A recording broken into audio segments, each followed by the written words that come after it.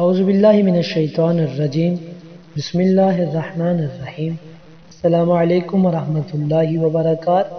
شیعہ اعمال سینٹر کو سبسکرائب کیجیے، لائک کیجیے، بیل آئیکن پہ کلک کیجیے تاکہ آنے والی تمام ویڈیوز بر وقت آپ کو مل سکے۔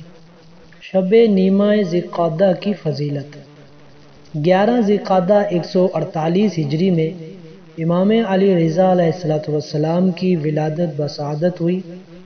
عالم اسلام کو ولادت بسعادت امام رضا علیہ السلام مبارکباد پیش کرتے ہیں۔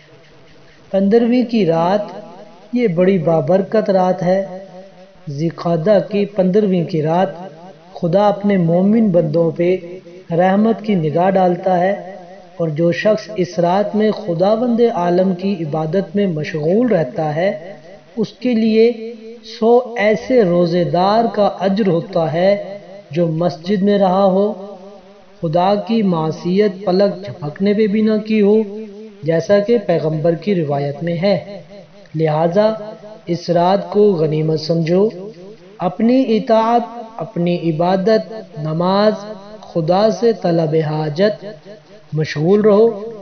یہ بھی روایت میں ہے جو شخص اس رات میں سوال کرے گا خدا سے حاجت کا تو خدا اسے بہرحال عطا کرے گا ہی۔ 23 ذی القعدہ کا دن ایک قول کے مطابق 203 ہجری میں اسی دن امام علی رضا علیہ السلام کی شہادت واقع ہوئی۔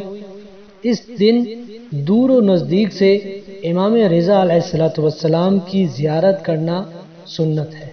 خداوند متعال تمام مومنین مومنات کو امام رضا علیہ السلام کی زیارت کی توفیق عطا فرمائے، اور اس وبا کو جلد سے جلد بحق امام رضا علیہ السلام خاتمہ فرمائے۔ اللہم صلی علی محمد وعلی محمد۔